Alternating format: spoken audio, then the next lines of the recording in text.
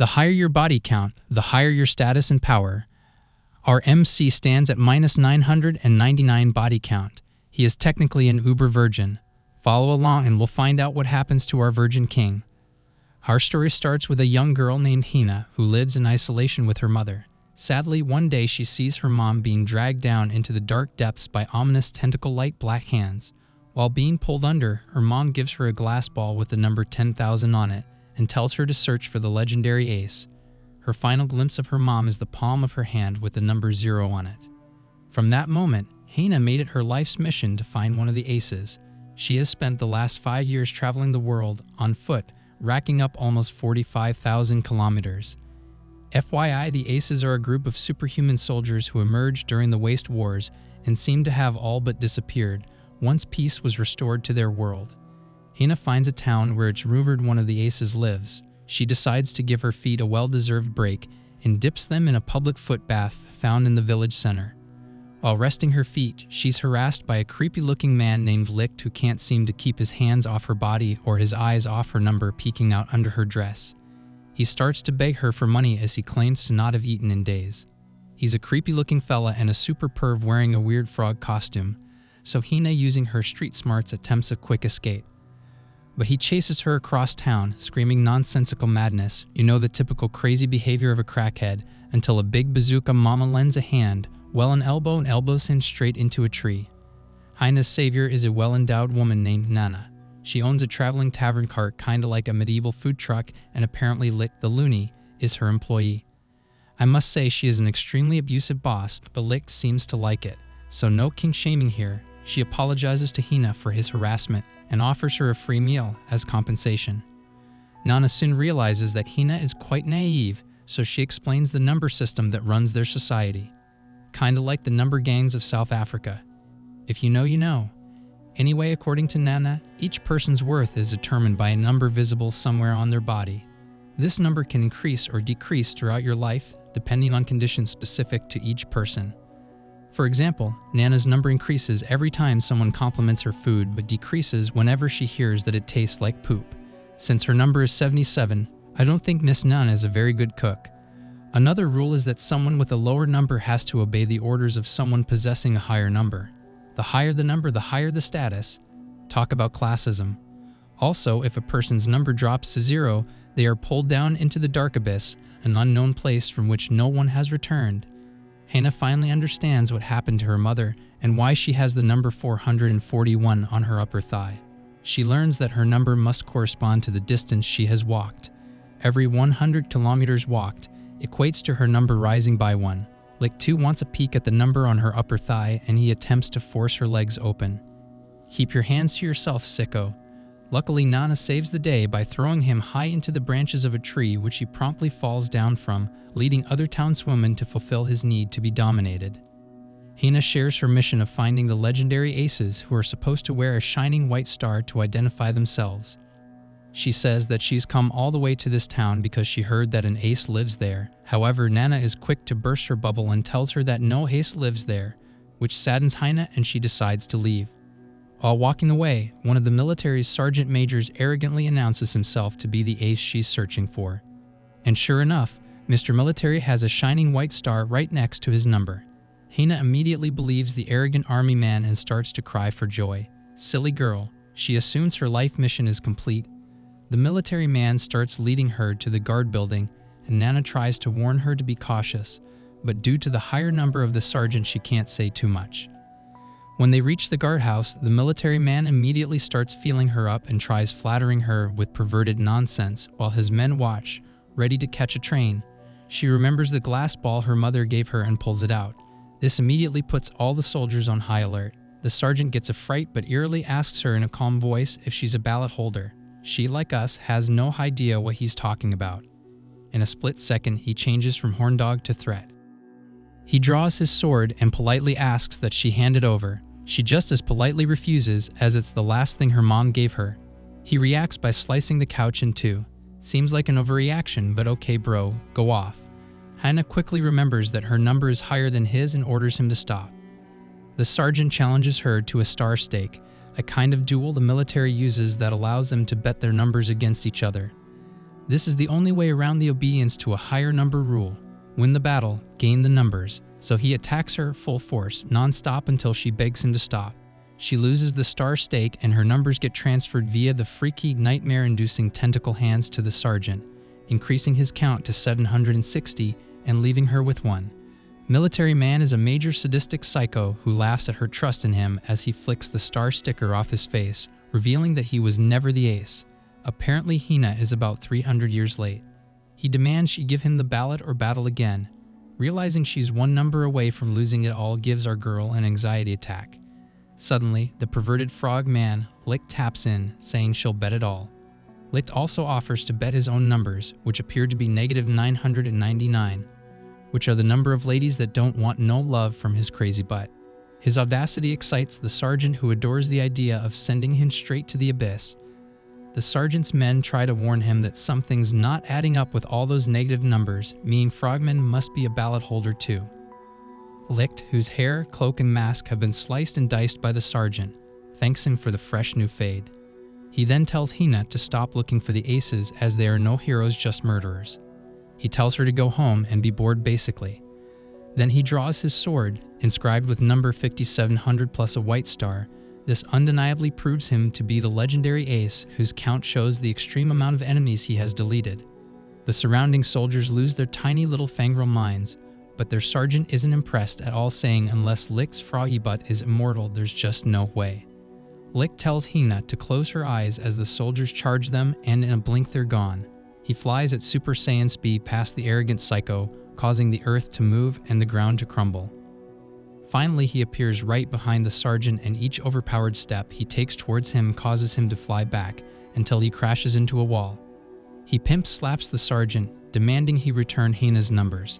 Then the guys fight it out while Nana fills us in with some background info, seeing she knew all along that Pervy Frogman was the legendary ace. Their relationship sure has a very interesting dynamic. Anyway, Licht takes Hina high into the sky. She opens her eyes, holds him tight, and promises him a meal if he doesn't get hurt. Deal in place, he flies back down and gives the finishing blow, which transfers the defeated sergeant's number of 759 straight to Hina, leaving him with a pathetic 1. After the transfer, Hina cries like a baby as her lifelong mission has been completed after only 5 years.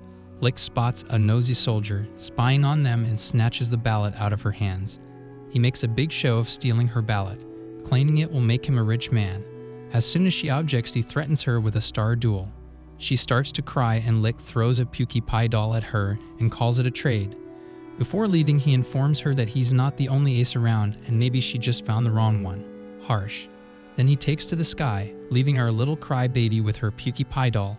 As the sun sets, crybaby Hina makes her way to Nana's food truck and she cries some more. After spilling the tea on what went down, Nana figures out what happened and hands her back the doll from which her inherited ballot pops out. Nana explains that owning a ballot is a highly illegal death penalty type crime. At the same time, it's also one of the most sought after artifacts on the black market.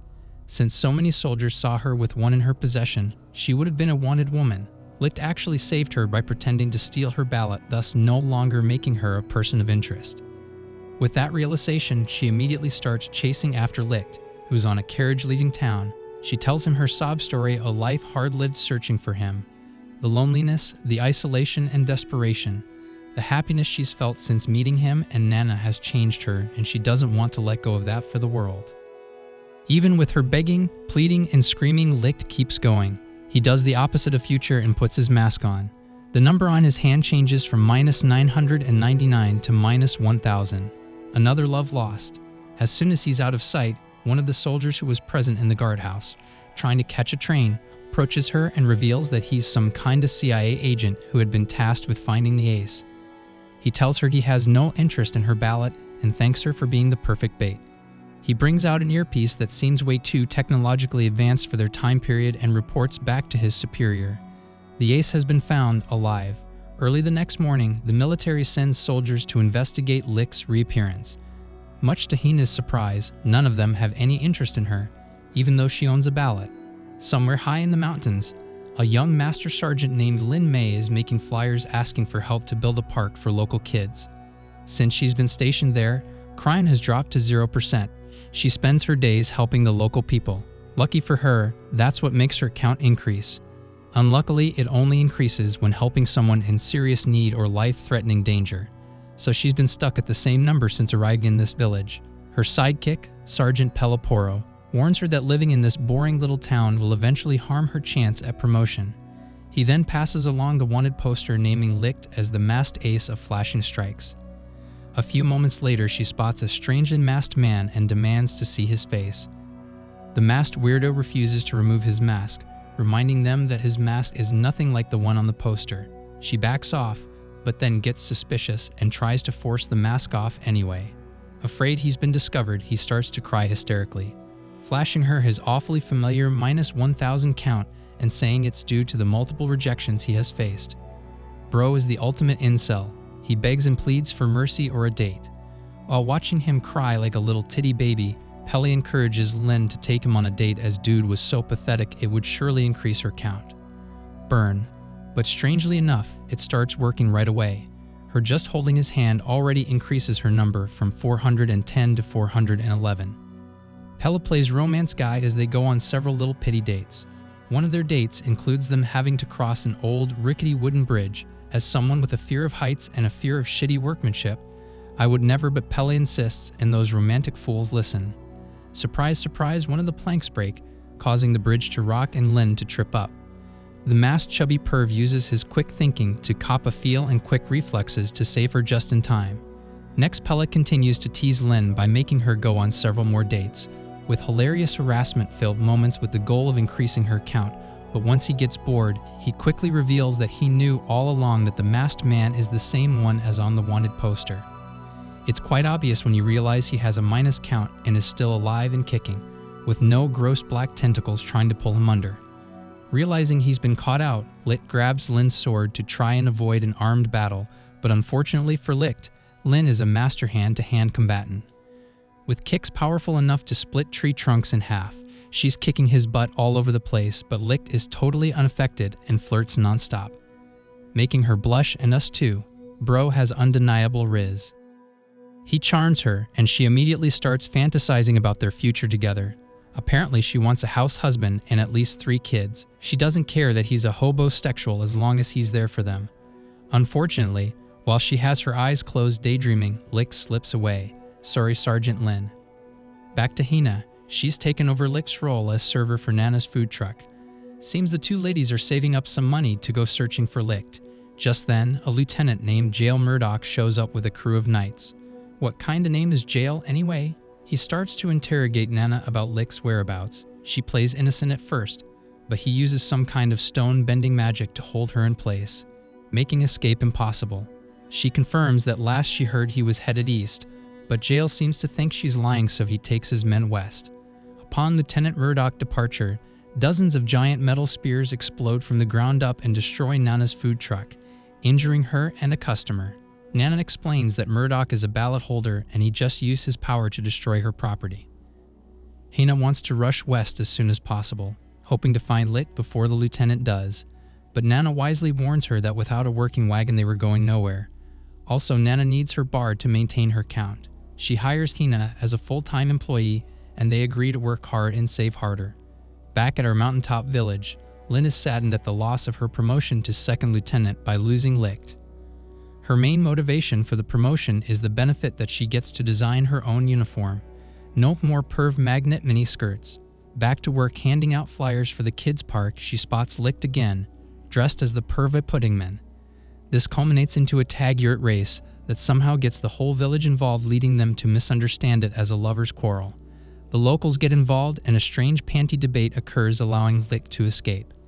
He watches from up high on a cliff as the villagers all give unwanted advice and also come to her for all their dilemmas. A young couple wants her to name their new baby girl, and an angry baker brings a young thief for punishment who keeps stealing their bread. As punishment, she gives him some community service and tells him to come see her if he's ever in need. Soon a flood of villagers come rushing with their simple problems that need solving. Lynn steps back and accidentally steps on a doll, snapping its neck. Unable to fix the doll, the little girl won't stop crying. Pelle reminds her that this isn't part of her job description, but Lynn is resolute in repairing the toy. Licht sees all and admires Lynn's dedication to her town. He nonchalantly jumps down from up high and quickly fixes the doll and gets back to letting Lin chase him. It's like a romantic game of catch me if you can. Until Licht suddenly stops. He screams at Lin to stop too as they are immediately attacked by metal spears. He seems to be gravely injured and unconscious, causing Lin to rush to help. The lieutenant's forces surround them quickly, and he orders her to back up if she doesn't want to get smacked up. Licht sighs deeply, then removes his disguise. Murdoch screams attack, almost taking Lin out with friendly fire. Thankfully, Licht steps in to protect Lin. He slashes through their swords and uses his wind power to blow several men away. This confirms that he is a ballot holder. Lieutenant Jail Murdoch steps up to handle him, causing Licht to refuse the handling, encouraging him to play with himself instead. I laughed out loud at that part. Murdoch commands Lin to recite their mission statement. With a salute, she recites their mission. It's their duty to arrest all ballot holders as ballots are an illegal form of counts. Possession alone is enough for an arrest. Military are the only exception to the rule and are allowed to own ballots in order to fight other ballot holders. Ballots give their owners special skills. The strength is linked to the ballot's number. Licht laughs and teasingly points out that his 5,700 count far exceeds Jail's 900 ballot, which forms his iron bars. Jail attacks him with hundreds of iron spears, but Licht suddenly activates his flash-level speed, allowing him to almost disappear and run away. Funny enough, the lieutenant knows all about this technique and knocks him down with a gigantic iron pillar. He surrounds them with iron's bars, making Licht realize that his true count is not 900. Jail explains that he has been forced to hide his true count due to restrictions placed upon soldiers by the military. Too high a count, and he's facing desk duty. To bend the rules, he's been hiding his actual count, which is an overpowered 12,500. Now Licht knows he's in trouble. Jail creates another iron pillar to hit Licht, which he barely blocks.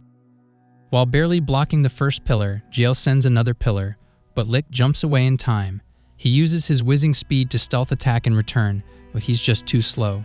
Jail pinpoints Licht's position, and using another iron pillar, he causes Licht's sword to fly in the air. They then engage in the fastest hand-to-hand combat I've ever seen until Jail beats Licht again. Jail manages to catch the sword on its way down, but throws it back to Licht, arrogantly telling him he'll need it as his fighting style is disappointing. Ouch. In retaliation, Licht uses his ultimate high-altitude strike move, launching himself into the sky and using gravity to strengthen his strike. Jail, however, launches a bunch of iron pillars at Licht, weakening his momentum, knocking the breath out of him and finally trapping him in iron shackles. Now trapped, Jail starts his interrogation. Who is Licht really?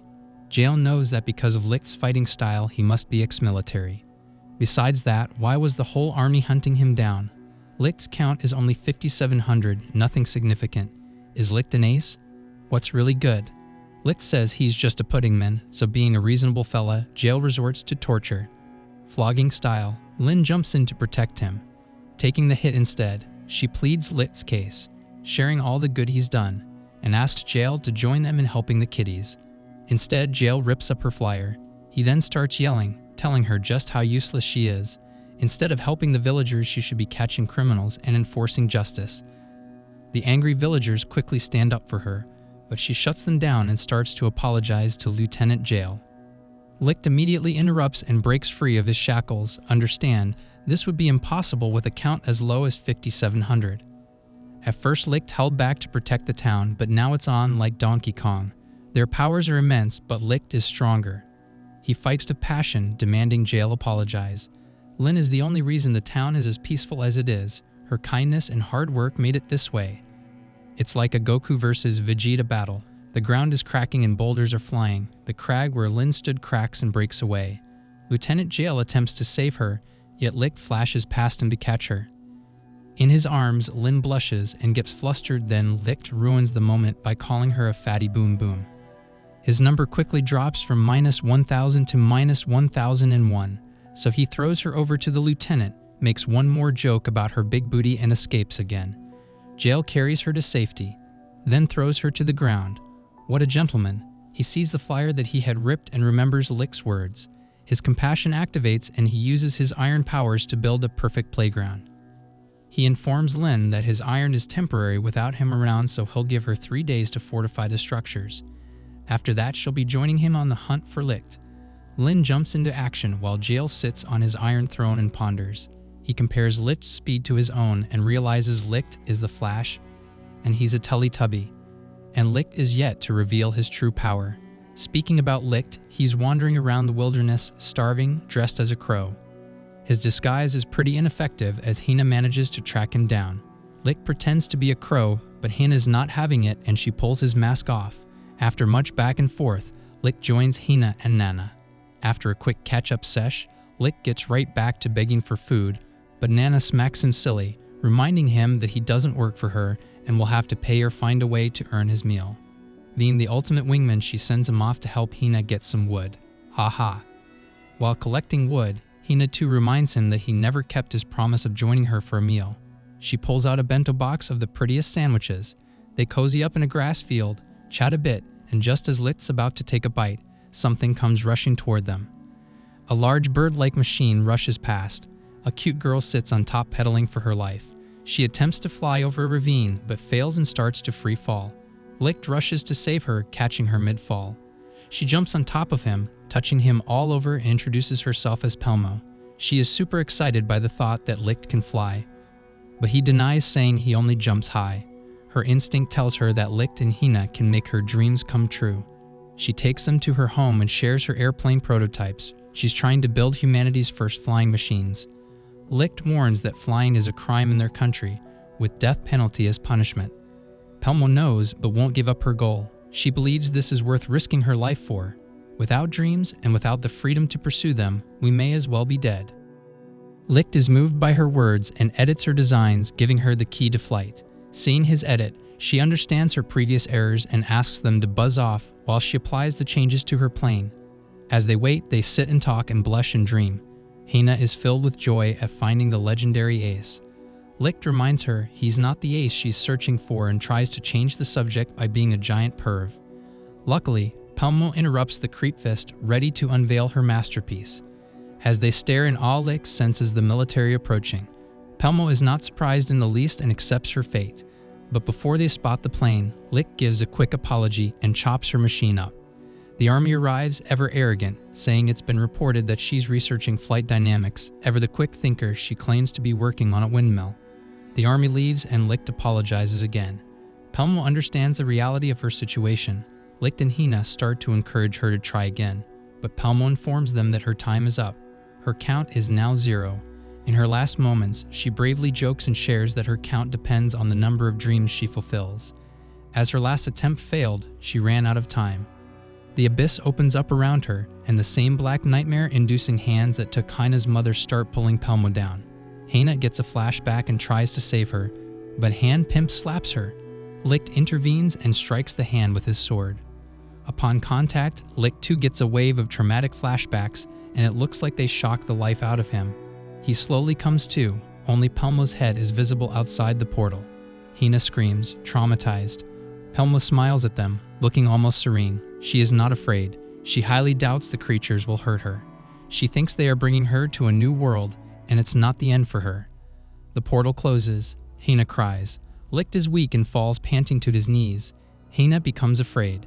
She looks at him and sees a number appear in one of his eyes, but he quickly covers it and tells her not to look. After all that, Licht says a bunch of emo things and they rejoin Nana and travel together exploring a new town. Licht tries to lighten the mood by being a perv. Lin catches him in the act and starts thanking him for saving her. Then she arrests him. Damn, Mrs. Officer. The girls then introduce themselves, leading to a weird jealous moment between them. Licht's not loving the tension, so he turns and makes a run for it. Unluckily for him, Nana steps in and knocks him out cold. The girls try to explain their jealousy, but Nana's a smart businesswoman and turns their emotions into a cooking challenge. The challenge draws a crowd, and poor Licht is bound to a chair and he'll be the judge, the jury, and the grand prize. The challenge is called Cooking to Cheer a Man Up. Yeah, city boys up, feminism down. The chefs are complete opposites to each other. Lin is a vegan queen, using fresh market veggies to make a simple stew. Hina is a hunter extraordinaire. Freshly caught bear and boar is on her menu. Hina is super skilled at butchering the animals, scarily so. At the moment of truth, most are cheering for Lin, none for Hina, as her food is politely described as a swirling bloody hellscape. But surprise, surprise, Hina is a master chef in disguise. Even Pella has to try some, and he too agrees she is the best he's ever eaten. Mission accomplished. Licht is cheered up, but he just can't seem to choose a winner. Lucky for him, Lieutenant Jail interrupts them angrily. He starts berating Lin for not arresting Licht. Licht laughingly corrects him as he is literally bound to a chair. Jail, highly suspicious, says Licht would never surrender this easily. Funny enough, Licht agrees and immediately breaks free. The men get cocky and start fighting, wrecking the little town. Jail gets all preachy and then demands Licht use his true power. They freeze for a moment, and just before things really get out of hand, a bell rings and Nana yells at them to clean up. As the sun sets and the town is fixed, they all sit down and eat and drink with the villagers. Nana gets everybody white girl wasted, and they leave Jail and the other soldiers wasted in the middle of the town. By the time they rise and shine, Licht, Hina, and Nana are long gone. Jail and his crew are hungover but immediately get to searching. An injured soldier crosses their path and tells them of a nearby town called Linden which was burned to the ground. From a distance, only thick black smoke is visible. They head that way to try and help, but all they see is dearth and destruction. Pella leads them to the town's famous lake, but all that's left is a thick and mysterious purple-black smog. Lin thinks it may be an opening to the abyss. An injured soldier zombie walks toward them. They start shouting about demons coming out the abyss to attack the town and all its inhabitants. The soldier frantically explains that their weapons were useless. The demon flew around burning everybody. The lieutenant denies the soldier's words, saying it must be a ballot holder with fire powers, not a demon. Come on now, Jail, how are you going to tell little bro what he saw? The soldier insists it was a demon, not a human, and that it flew. They take him for treatment, leaving Jail behind to question just what happened as flight is banned and no human, ballot holders included, can fly. Except of course for our pervy ace. In a nearby town, Licht is starving as per usual, demanding food from Nana. Their joking around is interrupted by the soldiers Lin and Pell, who are searching for medical assistance for their wounded comrade. Oopsie. Lieutenant Jail, with eyes ablaze, goes straight into confrontation mode. Using his tough voice, as Licht calls it, lol, Jail is sure that Licht knows just what the heck is going on. They give each other the stink eye until Nana yet again steps into the fray. She insists they sit down and enjoy a drink. Jail sits, pulls out an enormous bag of coins and orders all the drink they have. The table is completely covered in liquor bottles and the drink-off begins. Toxic masculinity for the win. With every bottle they down, they question each other. The alcohol makes them act all silly. It gives them Dutch courage and makes them hilarious. This drinking competition is getting out of hand. I laughed out loud too many times. Soon the ladies all join the drink fest.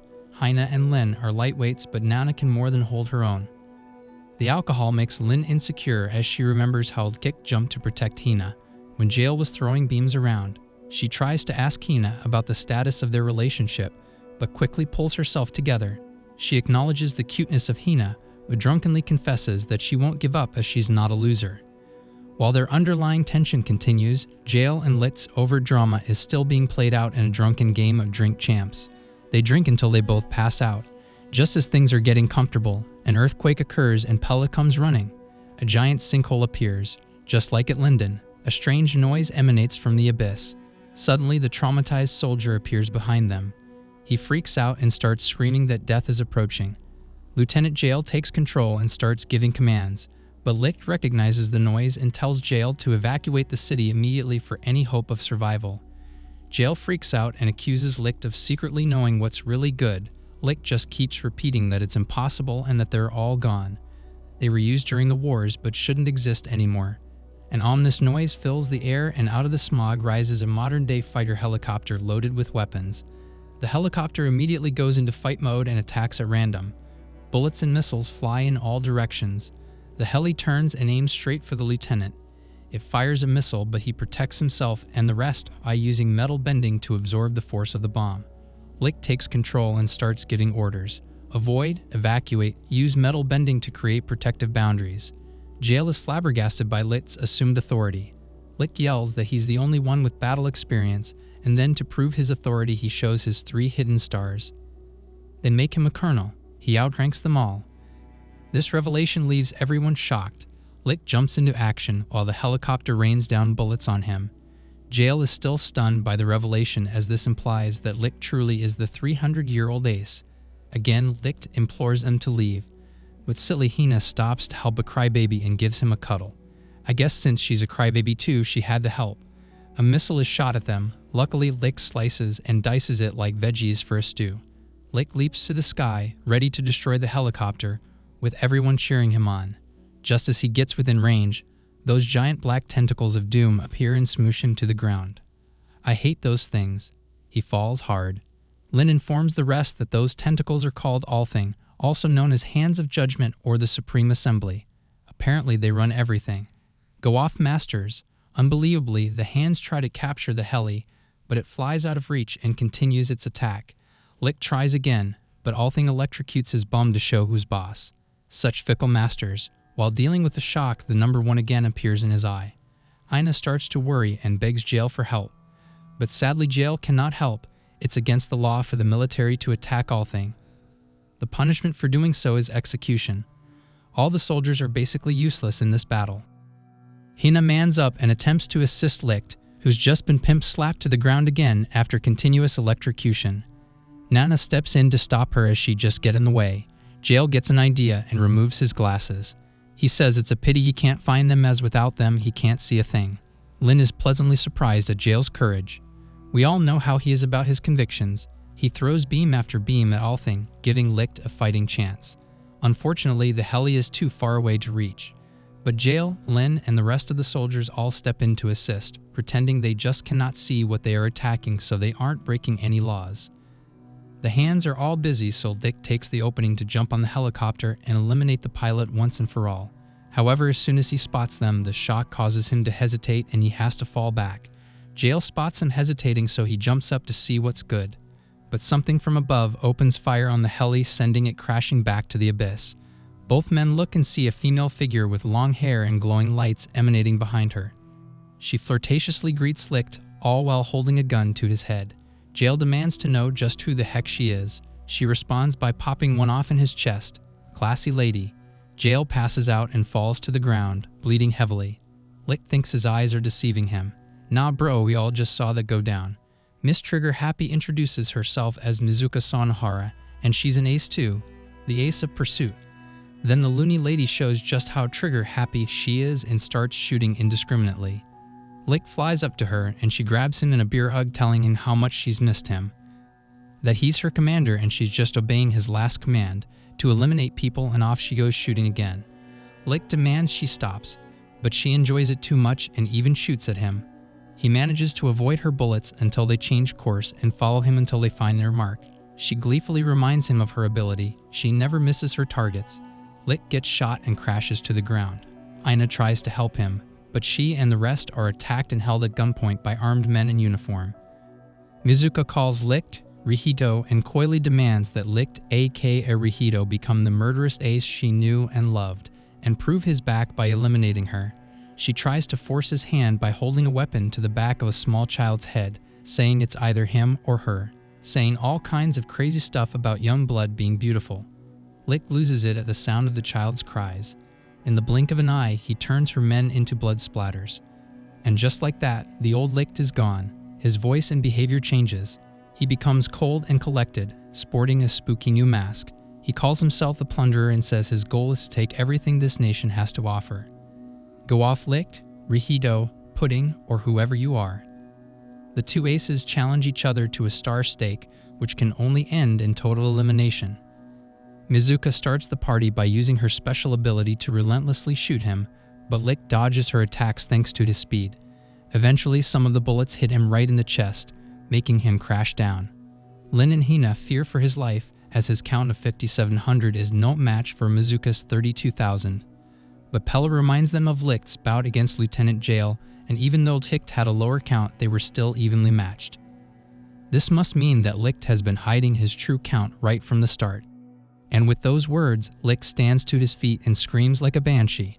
Red flames emanate from him, and his number starts to increase until it reaches a stupefying 57,000. Delighted by his true count's power, Mizuka gets sticky over her upcoming doom. She continues to shoot at him as he flies around her in an invisible blur. The battle is on and Licht beats her butt like she owes him money.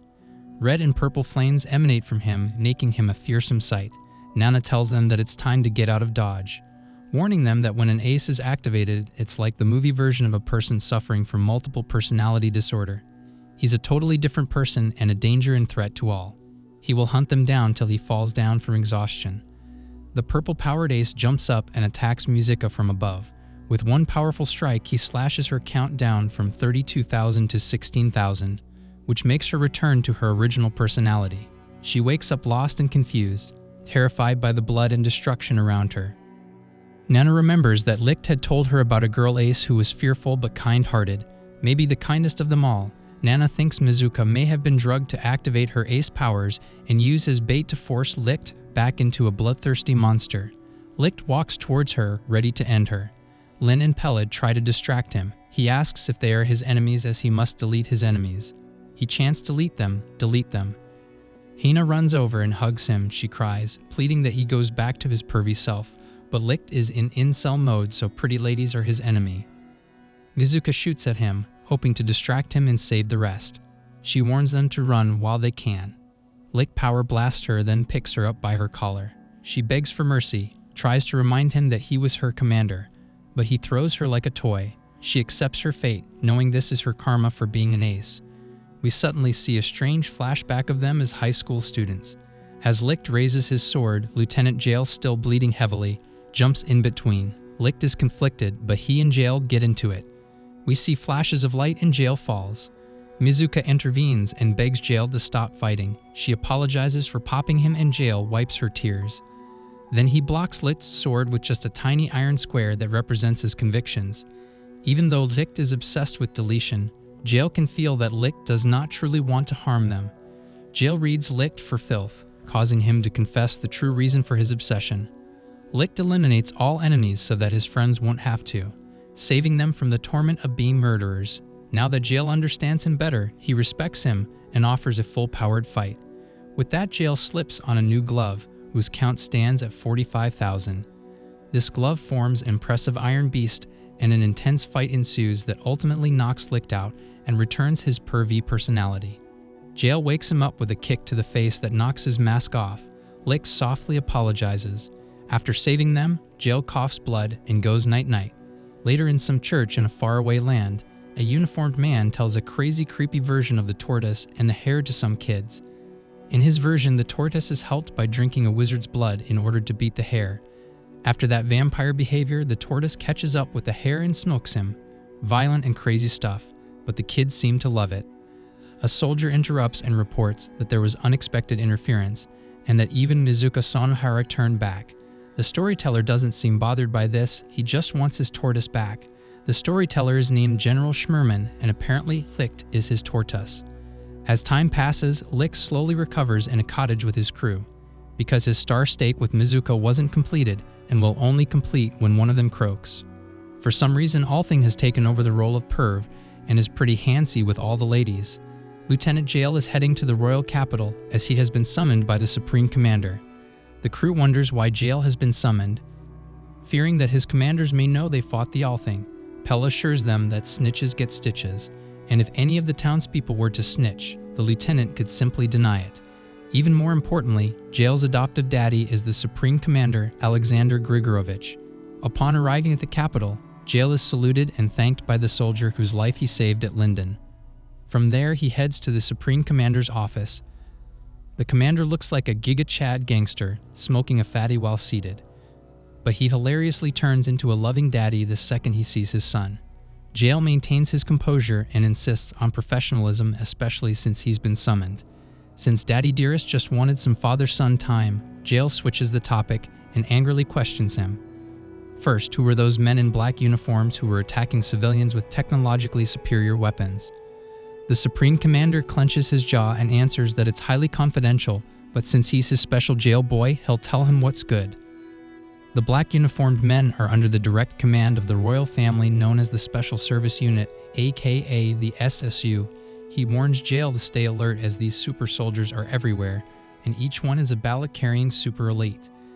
They are known for espionage, abductions, and assassinations.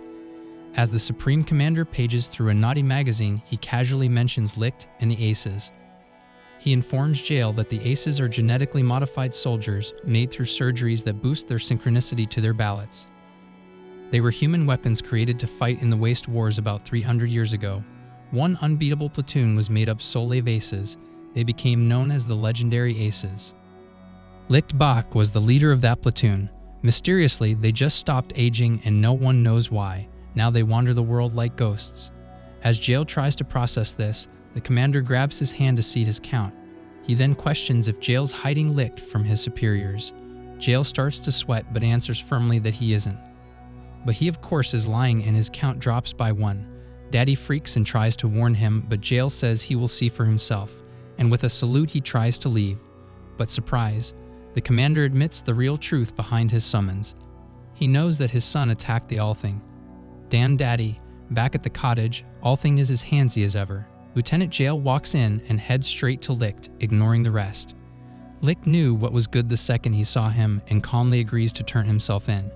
Lynn and Hina interrupt, but Licht knows this is connected to their assault of Althing. They ask Jail, but he denies dropping his count due to his lie. It's now at 12,497. Licht asks if Jail's been given an ultimatum. This he also denies. Again, his count drops by 1. Liar, liar. Mizuka begs him not to arrest Licht as they'll drug him and force him to be a weapon too. Lin, Pele, and Hina protest, but Jail binds the soldiers just before attempting to arrest Licht. Nana steps up and pimp slaps Jail back to reality. She then tells him a thing or two, basically saying don't be a wussy, man up like Licht, bras before military superior 304s and loyalty above all. Jail frees the crew while Nana speaks from the heart. She praises each of them and thanks them for their kindness and loyalty. As a gesture of appreciation, she reveals that she too is an ace. She then teleports them 300 years back in time to bear witness to the waste wars and hopefully change the past as she couldn't. Our crew ends up right in front of a high school building in modern-day Japan. They see Mizuka, a cutie in a school uniform, walking towards a young dark-haired boy, greeting him with the name Rihito. Our time-traveling crew is flabbergasted. They start to explore and are surprised that even though this is supposed to be 300 years ago, the technology is super advanced. The crew are uncertain if Licht and this teenage Rihito are the same person, but Hina's confident they are one and the same. As they assemble in the school's gym, an enormous creepy loser named Takatora bumps into Hina and starts bullying Lin by slapping her. Jail jumps into defense mode but quickly realizes he has no ballot gloves. The bully sucker punches him with a smile. Out of nowhere, young Sanohara intervenes, begging him to stop, which angers him even more. Some stylish bro named Toki Kaze also confronts the bully, but surprisingly he and Jail get into a masculinity matchup. Rihito proves his identity by being a giant perv, and then luckily for us the assembly is called to attention. Captain Allen stands behind the microphone and introduces the teens to Special Military School 13. They are no longer civilians, but are soldiers who must follow all their orders. Their instructor, Second Lieutenant Ferenda, takes over and presents us with some much-needed background. Apparently, humanity FAFO'd and most of the world has been destroyed through war. Japan is all that remains. The captain angrily cuts her off, telling the kids to be good and they'll be fed. He then introduces the headmaster and commander-in-chief, Major Schmerman. Is that the creepy psycho from before? Anyway, the kids salute him as he approaches the podium. Schmerman starts to read his psycho version of the tortoise and the hare. The teens start laughing their butts off, and who can blame them? Dude is bonkers. In retaliation, Captain Allen starts blasting kiddies through their dome, talking about why don't y'all follow orders. Logically, the students start panicking and rush the exit. Captain Allen calmly continues to threaten them. Then he turns the weapon on Hina, proclaiming that anyone who cries is headed for the next life too. Lin and Jail want to intervene, but know they are at his mercy. Then Toki Kaze uses his katana to disarm the captain. He quickly gets a kick to the face and Jail gets pistol whipped. Rihito, ever the stealthy one, puts a stop to all the nonsense by threatening to excommunicate Major Schmerman with a stick to his throat. This amuses Schmerman, who then teaches him how to easily delete an opponent by putting Rihito's hands to his neck, giving him step-by-step instructions and daring him to do it to end the war. He challenges Rihito to eliminate him but tells him if he fails, Hina's next. Rihito refuses and offers his own life instead. His selflessness confirms again that Rihito truly is Licht. Oh pudding. Schmerman, ever the psycho, emanates a purple aura and intends to execute Licht. Just then, Lieutenant Ferenda claps her hands, saying it's time for break. Captain Allen then reveals that those headshots were actually paintballs. Painful but not lethal. His victims get to their feet and realize it was just a lesson on following orders. That escalated disturbingly. The students get to know each other better while Major Schmerman and Captain Allen discuss the events that occurred at assembly. The captain is Team Toki Kaze, as his samurai skills impressed him. Schmerman is most fascinated by Rihido as he immediately took action at the first threat and was wise enough to directly threaten the commander, which automatically would have given him control. He's even more intrigued to know that Rihido voluntarily joined a military school but doesn't want to hurt people. He's piqued the headmaster's interest and made himself a candidate. Back to the crew, Pella has made an interesting discovery. He hacked a computer and discovered footage of a comet falling from the sky, suspiciously named Althing. Unfortunately, not much info is readily available as their access is denied. Lurking in the shadows, Captain Allen offers some help. He says that Althing is a god made from extremely advanced technology that came crashing from the sky during their last war. Through its mysterious power, Althing plays judge and jury and forces its choices on humanity. People believe that it came from heaven and happily used it to create what they thought was world peace by banning wars and nuclear weapons. At first things went well, but then things took a terrible turn. Captain Allen refuses to elaborate more and sends them to their next class. Our time travelers realize there's a lot more nefarious things happening behind the scenes.